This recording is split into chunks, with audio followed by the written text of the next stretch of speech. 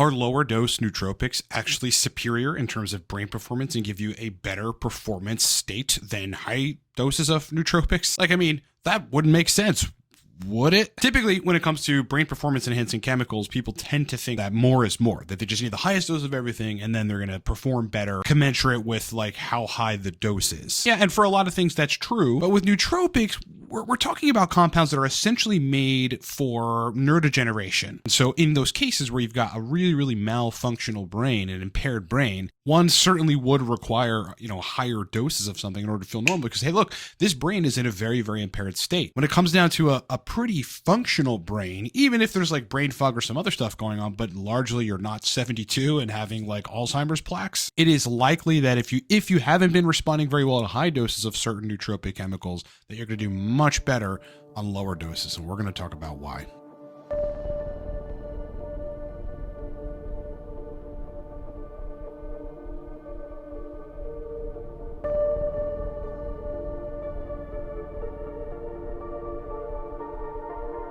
We've got too many products to go over them all, and obviously wouldn't do that to you in the beginning of the video. So Supercharged Dopamine Speed Course, Nootropics Masterclass Video Course, Fix Erectile Dysfunction Now Video Course. And the Cortex Stack All-Day Stimulant, still $25 a bottle, guys. The code for that is 25 Cortex. That's going to end this week, so you got to get on it now. And lastly, I'm a consultant on TRT, male optimization, erectile dysfunction, and nootropics, among other things. You can hire me in under a minute at livecortex.com. So is less more with nootropics? Well, it kind of depends. I can tell you this. If you're in that group of people that has taken high-dose nootropics, like call it Noopept, right? You started at the 15 milligram kind of starter point, which is referred to as the normal starting point across the internet. And Noopept gave you brain fog. It, caused you a little bit of memory troubles while you were taking it. You didn't notice a major performance benefit from it. I don't know, maybe it made you a little tired. In that case, you would be a candidate for between 5 and 7 milligrams of Noopept. I mean, dare I say even lower, 3 to 5 milligrams of Noopept. And yes, at those low levels, you'll still get positive effects, especially if you don't respond to higher doses of certain nootropic drugs.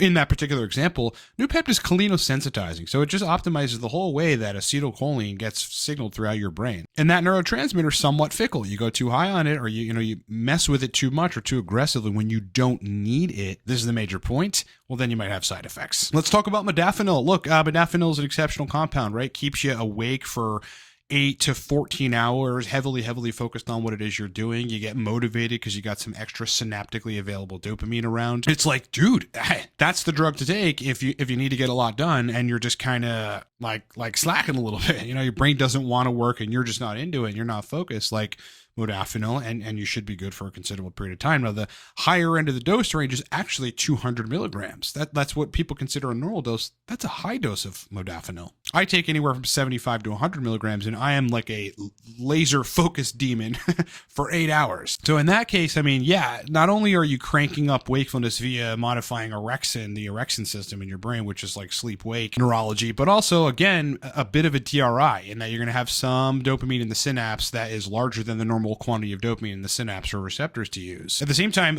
there is a mild inhibition of GABAergic function under the influence of modafinil. So you have a lot of things that are going on that promote good, healthy, strong, excitatory brain function. So it's very possible that if 200 milligrams gives you side effects where you can't sleep or you have a headache, or I've seen people have some strong negative histamine reactions from too much modafinil, then it just might be the case that you need to start all the way down at like the 40 milligram mark and work your way up to like 75 to 100 milligrams, and you're probably going to function a lot better. And here's the interesting thing about these nootropics at lower doses. People think, I'm going to dose it lower so as to not get side effects, and maybe I'll get a better, performance response. But it isn't going to be like 200 milligrams modafinil, right? Or 20 milligrams of Noopept, or 80 milligrams of bromantane. The way you should think about that is like if you can't handle and your brain isn't equipped to, because you don't really need 200 milligrams modafinil, 80 milligrams bromantane, 20 milligrams Noopept, it's not a bad thing. It's actually your brain telling you, hey, I do not need this much modification of this neurotransmitter or this energy system in the brain.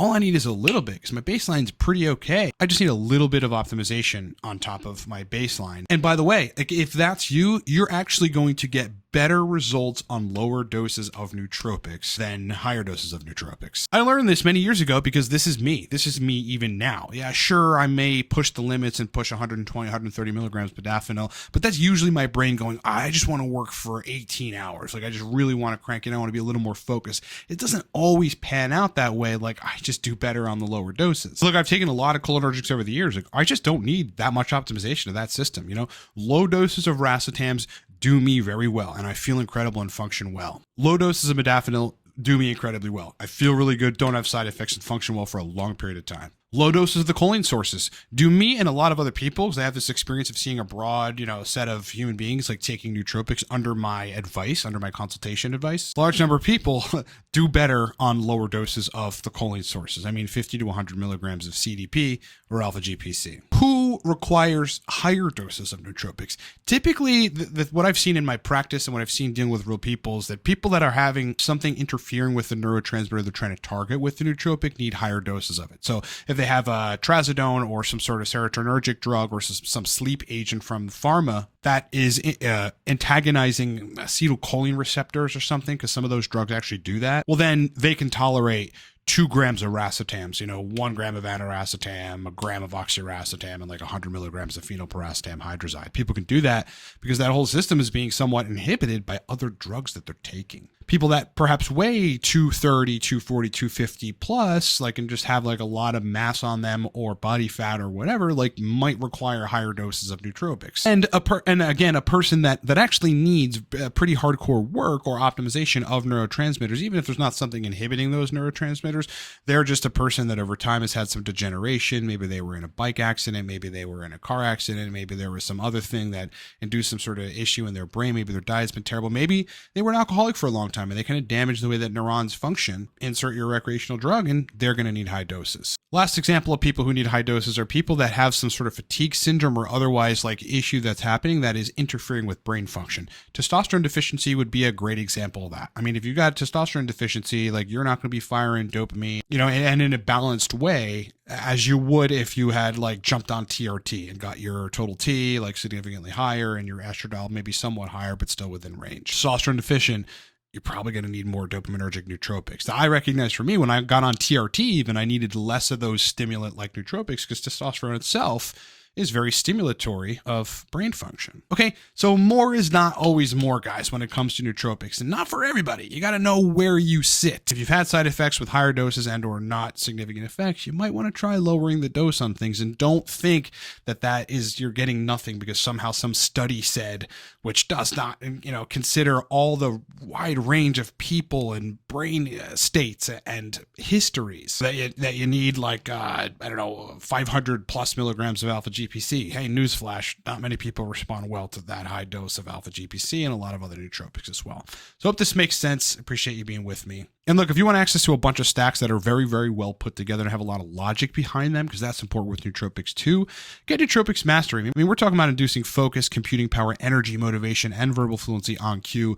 A lot of powerful time-tested stacks in this video course. This is nearly 2 decades of research, experimentation, and client work synthesized into a speed course. You can get this at livecortex.com. Again, supercharged dopamine video course, Holy Grail of dopamine hacking, fix erectile dysfunction now. My protocols, right? The Holy Grail penile rehab protocol, which is not discussed on this channel at length. Again, the Cortex nootropic stack, all-day stimulant, powerful focus and flow energy, $25 a bottle right now. The code for that is 25 Cortex. And after many months of being booked on the larger scale consults, the one-on-one 90-day package and the one-on-one 6-month package, I finally have slots open to take new clients. So if you're a business person that needs to perform really well and have the budget, hire me at livecortex.com. All right, friends, it's been an absolute pleasure hanging out with you. More content to come this week. Hope you're having a great day, and I will talk to you on the next one.